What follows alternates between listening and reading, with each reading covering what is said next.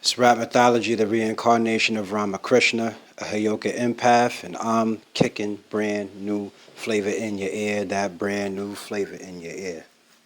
If you find this video to be life-changing or you're inspired by the content on my channel, make sure you drop $1 to Rapmythology on Cash App. So I'm talking about rappers with demonic attachment. We're going to start off with Famous Dex. There's a whole bunch of rappers with these type of issues. This ain't no attack on anybody's character. I'm really doing this to help people.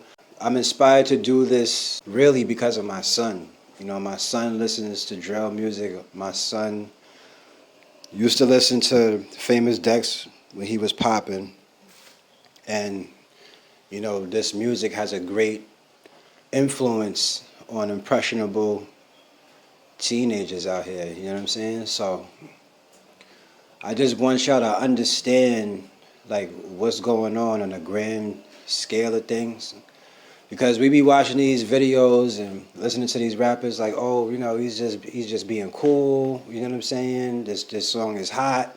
But there's a whole other ulterior agenda or motive behind this music.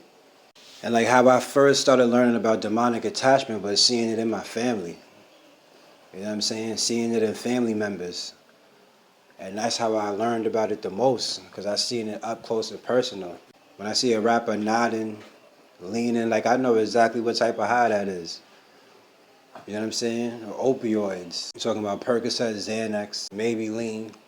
You know what I'm saying? But opioids do that to you, have you leaning like that, falling asleep in place. Heroin. You ever see a heroin addict in the street, you know, leaning, I'm saying, looking like they're falling asleep, standing up?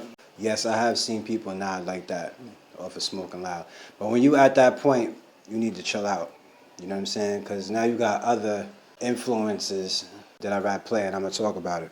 There is an opioid agenda going on in America being pushed through rap music. It started off with French Montana.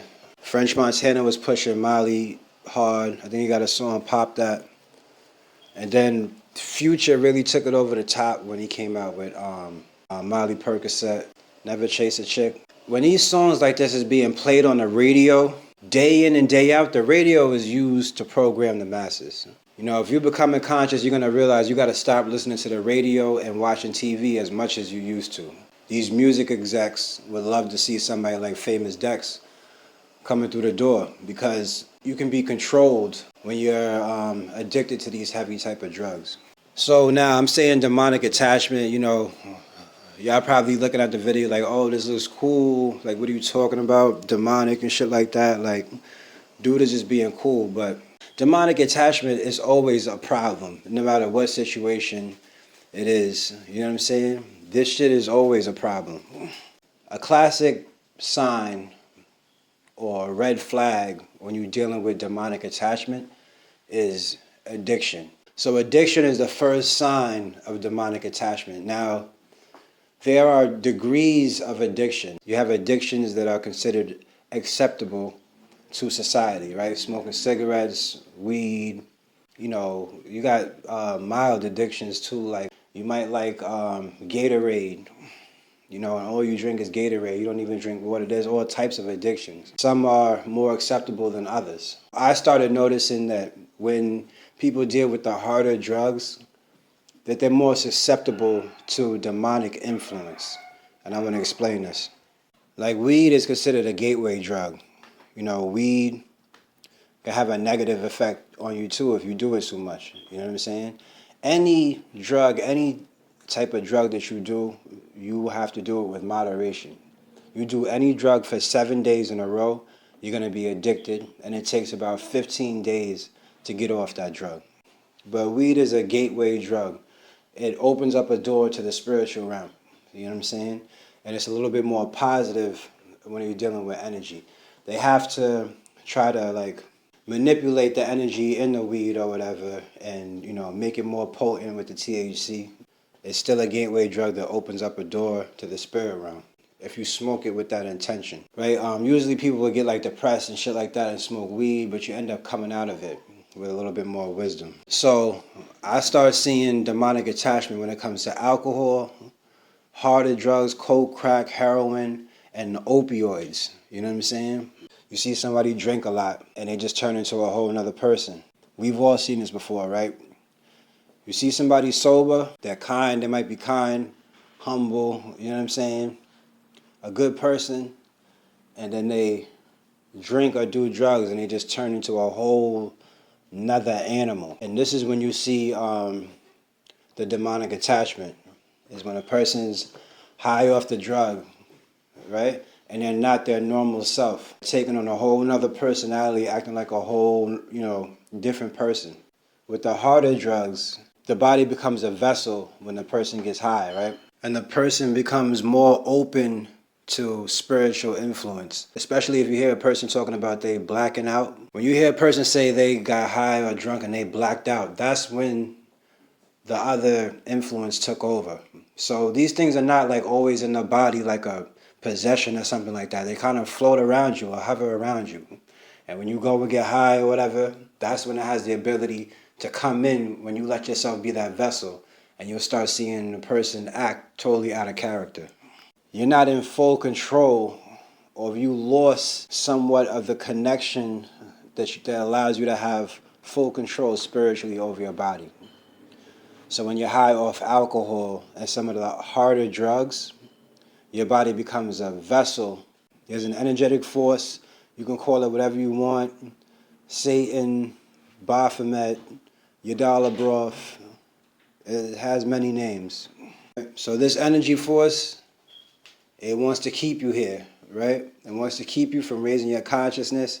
It wants to keep your soul trapped in the matrix. So it has to constantly influence you to do things that are going to lower your consciousness level, right? And taking drugs is one of the biggest ways, you know what I'm saying, to lower your consciousness or to keep yourself vibrating at a low state. There's a certain type of class and etiquette you got to have with your shit, bro.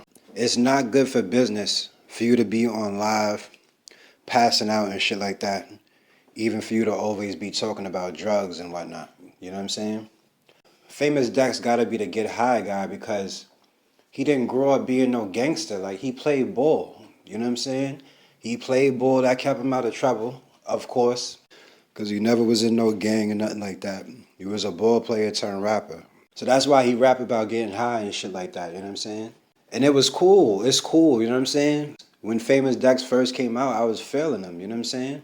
Around that time is also when my family members was going through heavy Percocet addictions. You know what I'm saying? I seen people going through alcohol addiction. So around this time, when him coming out, like, I seen how it affected the people. Like, I live in a black town, and I seen how the music out at that time was affecting the community. You know what I'm saying? And I seen wild heads get turned out, bro, off of the opioids. So, like, when you check these lives out, you're constantly seeing him going out of his character. You know what I'm saying? Mood swinging, fighting and arguing with you 1 second, then apologizing the next second. You know what I'm saying? That's his geek. Like, he'll get on live and talk to his fans or whatever. You know what I'm saying? That's what he like to do when he's geeking. Everybody, yo, it's funny because I watch this shit so much. Everybody got a different geek, son. You know what I'm saying? Some people like to start cleaning their house when they get high and shit like that. House be sparkling clean and all that. You know what I'm saying? One dude might go in the garage and start fixing shit. Everybody got their little geek, like. But Famous Dex geek was to get on live and pull up some shorties on there, tell them, you know what I'm saying, take their stuff off or whatever, you know what I mean? And trip out off of that shit, you know what I'm saying? The power that he had, just his name or whatever, people that don't even know him, you know what I'm saying? When they take off their clothes or whatever, get all crazy on the live camera, and you got mad people watching and shit like that, that shit is, you know what I'm saying? An ego boost. That shit is like a high in itself, you know what I mean? So I can recognize a demonic attachment when I see it. Like, I can see that you messing with harder drugs than just weed, you know what I'm saying? You dealing with the opioids and shit like that. I can see you nodding. I see you having seizures. This is another side effect of demonic attachment, is these seizures. a lot of rappers is dying from seizures. You know what I'm saying? How many rappers done had seizures in the past fucking 5 years? Fredo Santana died from a seizure. Juice WRLD died from a seizure. You know what I'm saying? Like, I'm telling you, bro, the seizures is a side effect of the demonic attachment. I don't know exactly how it all comes together, but I see people that behave in this way also have these common thing with the seizures. And, I don't know how many rappers got caught up with this seizure thing. People think, okay, like the energy is going to, or that force, it's going to give you money or whatever, and, you know what I'm saying, give you everything you want. Like they call it selling your soul or whatever. That force don't give a shit about you. It wants to kill you. That demonic force or that satanic force, yo, it will go as far as having you commit suicide. You know what I'm saying? To the matrix, right? To the demiurge, those demonic forces would rather kill you while you're still asleep. It doesn't want you to get old and have wisdom and be out here trying to help people, right? It's better off kill you while you young, while you still asleep, so you come back and live another life. You know what I'm saying? On the same type of time, on that same demon time. It doesn't want you to figure out your life purpose and like why you here. Its mission, that energy force's mission is to keep you locked down. You know what I'm saying? And you might be getting a lot of money thinking that, oh, like, you know what I'm saying? It's lit, I got all this money, but you don't understand you're still in a position of slavery. I can't get you to do something crazy, right? But if I pull out a check, I can get you to do just about anything. So money controls people. In the industry, now we're talking about the satanic music industry, right? We all know the type of shit that's going down, rituals, you know what I'm saying? Demonic rituals, oaths going down in the music industry. Backmasking, you know what I'm saying? All type of shit, bro, to keep you on a lower vibrational level. This is a mass agenda in America. Famous Dex ain't start off with the agenda. You just following all the other rappers. All the other rappers is like, yo, this is cool. You know what I'm saying? Future, this is cool. Dipset or whatever. You know what I'm saying? This is cool, so this is what I'm gonna do. Like, this is what's selling or whatever. Y'all ain't trying to be like a Joey Badass or whatever. My son don't even know who Joey Badass is. I had to go research conscious rappers to find this dude. Like, and he got 1 million views on this video. You know what I'm saying? I never heard one of his songs. Famous Dex is fulfilling that agenda lovely, to these elites. He's serving that agenda to the public lovely. They're going to keep him going. You know what I'm saying? They're going to keep him popping. So that demonic attachment is going to help you attract things to you to keep you in that high, low vibratory state. You know what I'm saying? It'll even go as far as trying to kill you, right? And Famous Dex played ball, you know what I'm saying, and became a rapper, right? My son is a ball player, like a lot of black kids out here play basketball, son. That's who you rapping to, you know what I'm saying? A lot of white kids out there too, but these black kids in the hood, they all play basketball, you know what I'm saying? And you used to be one of them. Famous Dex used to be one of them kids. You know what I'm saying? So now they look at you, they see you smoking and all that, talking about these girls and all that, and they think that shit is cool, you know what I'm saying? And it is cool. When you're going out with your boys and all that, when you're going out to have a good time, yeah, you're supposed to do it up, party. But that's not life. That's not everyday life, how you live. That's just entertainment. And I think it's important for y'all to do what y'all do. Like, you know what I'm saying? Rap about what y'all going to rap about. When y'all have these interviews, y'all need to sober up and talk about real life and what's important. You know what I'm saying? Yeah, you got to play the game. You want to make money. You got to go with what sells. But when somebody's talking to you and looking at you in your eye, and I've heard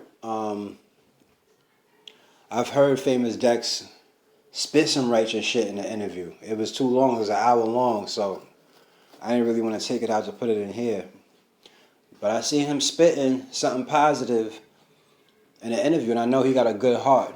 You know what I'm saying? But it was right after you beat up your girlfriend or whatever. It seemed like he was just trying to save face on your image. But I think you got a good heart. I think he has a good heart.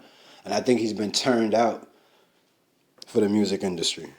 You know, I've heard that before. Dudes say they stopping or whatever and can't stop, or shit gets even worse. I can see the demonic attachment all over, dude. I can just see it. So I think that's why it's so easy for him to rap, right, and talk to kids, because your fans are children. You know, how you could be okay with telling kids to get high all the time and shit like that. You know what I'm saying? For you to be okay with that, you got to be out your mind. You know what I'm saying? You can't be in your right mind to be telling kids, like, you know what I'm saying, go out there and go get high, do Xanax, do Percocet. And you got 3 kids. They look up to you, and I'm sure they're going to be following right in your footsteps. You know what I'm saying? Because the addiction is passed down through the bloodline. Addictions are passed down through the bloodline. You know what I'm saying? So if you raising a kid or whatever and you got heavy addictions, oh yeah, best believe that they're going to go through their own experiences with those addictions too. You know what I'm saying? Because that's familiar energy to them.